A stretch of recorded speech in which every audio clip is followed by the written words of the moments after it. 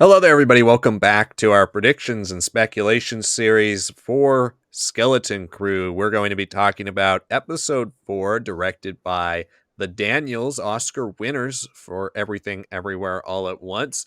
We're going to talk about everything we think might happen in this episode, across the entire show as a whole, and where we think the characters will be moving to from the end of episode 3 into the future of the show. Make sure you give us your predictions down below. We love hearing all of your guys' predictions and interacting with you directly. If you want to hear our thoughts immediately on these episodes as soon as they come out, like episode 4, join us for our live streams immediately after the episodes end. So Tuesdays, if you're on the Pacific Coast, around 7 to 7:30 Pacific time, depending on the length of the episode, we go live and we let you guys give us your thoughts, your theories, everything you want to discuss in the chat. So join us. It's a lot of fun. We've had a lot of great conversations over there. You can check out our reviews for the other episodes as well if you missed our reviews for episodes 1, 2, and 3. And without further ado, let's just get into this episode. So episode 3, we spent the majority of the episode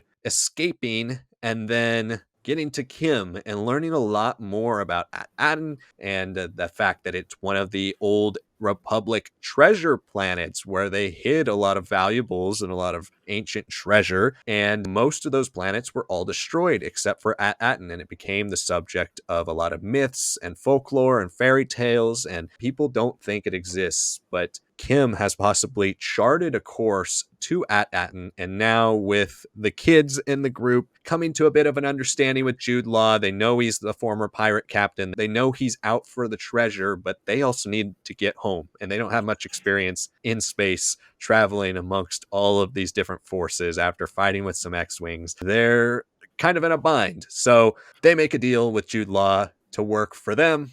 But really, we know who's in charge in this show. After that third episode, Sanak, where do you think episode 4 is going to head? Well, I think some of it comes down to the fact that it is being directed by the Daniels. So I do expect everything, everywhere, all at once. I expect it to be big and bombastic. But we are also at that mid-season point with the conclusion of this next episode. So we really, really have to have the adults. We need to have the parents. We got like the first tease of it. I thought we'd get a little bit more about like Wim's father and Fern's mother really stepping up and like saying we have to do something about it. But it was just like a light tease to show like all the other parents. So I think the focus will be on them a little bit more. Not necessarily 60-70% like I was kind of hoping. I'd like that because I think they really do need to catch up on a lot of stuff. But because it is the Daniels, I do think it's going to be focused a lot on the kids too. And just from seeing some of the BTS and stuff like that, there is like some promos that show like the kids in some sort of quasi revolution or something. So I would expect that because you can really play around with smoke and color and just have all these characters be on the ground. We've really kept everything to the ship or to the port so far. Now this is a great place to like really explore an open locale. And I think this is where their direction style could really benefit the character, especially of Jod Nanawood, because he has the force. I don't think he doesn't at this point. I think it's now a matter of how does he use it. And if he has been a successful pirate as Slero or whatever his name was with his crew back at Port Borgo, I would not be surprised, honestly, if some of it was because he was martially very adept because he could do tricks and little gimmicks that he needs to like pull down someone's hat with the force, move someone's gun, have them shoot each other by like just deflection, stuff like that. And I think he could almost like lead them as like a pirate band storming a location or something that they need to get to. It just so happens to be caught up in some other big conflict. So they're kind of just dropped right in and everything is happening. So I expect it to be him leading a lot of that. I expect that's where the Daniels direction really starts to kick into gear. I think all the kids are balanced now. KB really got a lot of focus in the last episode, so I expect to see them going back to finding a balance to where they were in the premiere 2 episodes and episode 3. So I would not be surprised if this is more of a Whim episode with some Neil moments and then Fern kind of showing up with KB as like a 1-2 punch, right? So I think the kids will have a nice balance. I think we'll see some interesting groupings, like maybe Neil with Fern and KB with Whim. I'd like to see SM33 or Smee to actually be out on the field. I'm not sure just how much they want to really show off his brutish power because he did definitely show up a lot in the second episode, but Is it too soon? Is it too late? I don't know, but I think the reason at the end of the day why they're going to be thrown into this big massive conflict is that that little data card that has the coordinates, they've narrowed it down. I think they're going to maybe land on one of the old treasure planets before it got destroyed. So they're maybe on like the remnant of one, or like whatever became of it in the thousands of years that have passed.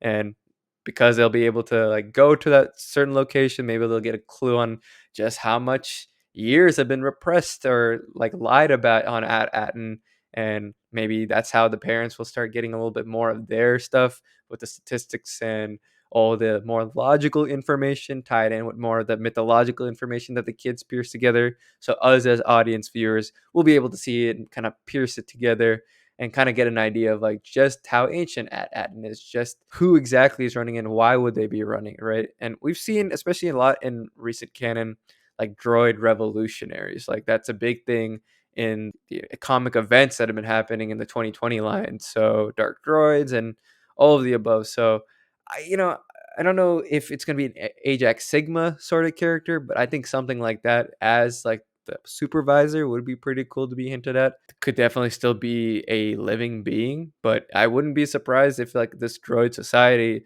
is so efficient because it is also run by a droid that meets their needs. And it seems like a lot of stuff mid original trilogy onwards kind of turns into, hey, we need to give a little bit more focus to these droids who've had the Clone Wars and everything really affect their status in the galaxy. So yeah, maybe that's the supervisor. But regardless, parents are going to get a lot of focus, and the kids are hopefully on a treasure planet with some great direction and cinematography. Yeah, I really like that idea about them going to the wrong treasure planet. I think that could be really cool. I was also going to go towards the direction that Revolution that we see with them, like they have like army helmets on and kind of like sticks. They look like they're fighting in a very makeshift revolution. I would love to see that scene. I think this is where the show gets a little bit more Mandalorian and that it gets a little more episodic. I don't think we get back to Atten until about episode 6-ish, 6, 7, and then the mystery will continue to unfold there. I think originally I thought it would be, closer to 7 or 8, but I think by 6, by the end of 6, we get back to Atten. But on the way, we're going to have some hiccups because obviously it's a lost planet. They can't find it. If they can just find it immediately when they're first try, then it wouldn't be that hard to find. So I think they're going to have a pit stop. Now, it could be for a whole variety of things. I like the idea of them arriving on the wrong treasure planet. It could also be engine failure. It could be some type of malfunction. It could be they jump somewhere and that planet is filled with pirates and they get captured and there's Hondo references or other characters who could be about. I would love to see some underworld stuff start to come to the forefront here. We've had so much news lately too about the Hutts and their return in The Mandalorian and Grogu. Could they connect some of the Hutt stuff to this show now? I mean, obviously, these are not necessarily leaks, but they're reported by the trades and real insiders. And so with that information out, could that information be getting out because the Hutts do show up in some capacity in this show? I really hope for the twins to show up sometime soon or some capacity, but we don't know what happened to Rhoda.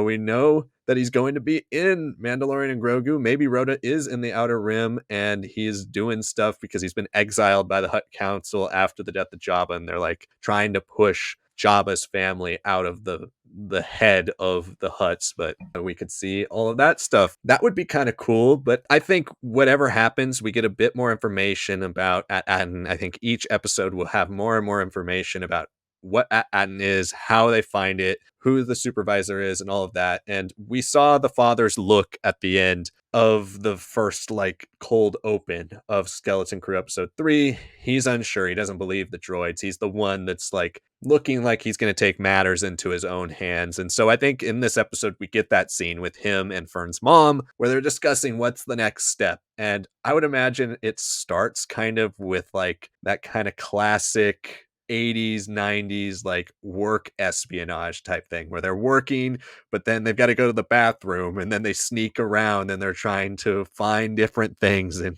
discover different keys to the work. Like maybe there's a door that they've never entered and they're trying to break in, and all these different little fun kind of work espionage type things where there's still some levity to it and get a bit more of what makes their jobs particularly different and interesting from the kids' perspective, which we talked about. All we've really seen of their jobs is from the kids' perspective. They say they do like boring math stuff and analytics.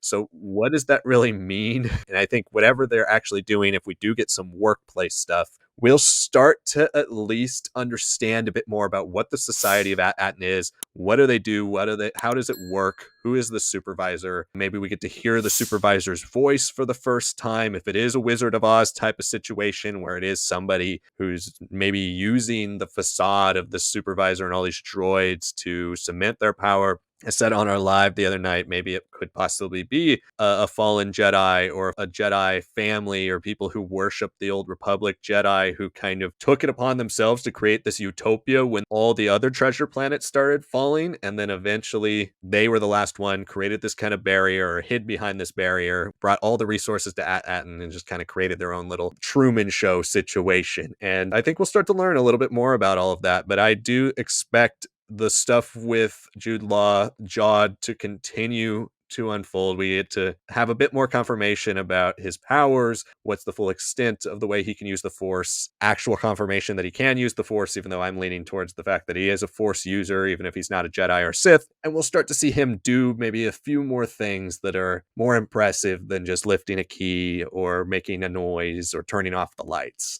We'll see him actually use his powers maybe in a situation where there is mortal danger. Like you said, this is the mid-season finale, so I do expect it to be something that really pushes us into the second half of the show as we begin a new mystery. And I think this will be kind of that episodic type of show, but also something that poses a new question and a new direction for the crew as we work our way towards Atten. Thank you so much for watching our predictions. Let us know what you think in the comments below. We want to hear your predictions in the comments. Make sure you like the video, subscribe to the channel for more. Join us every single week for our episode reactions immediately after the episodes are over. Hopefully you guys are enjoying Skeleton Crew as much as we have been enjoying it. Let us know your thoughts on all of that in the comments below. Thank you so much for watching this week's predictions, and we will see you all next time.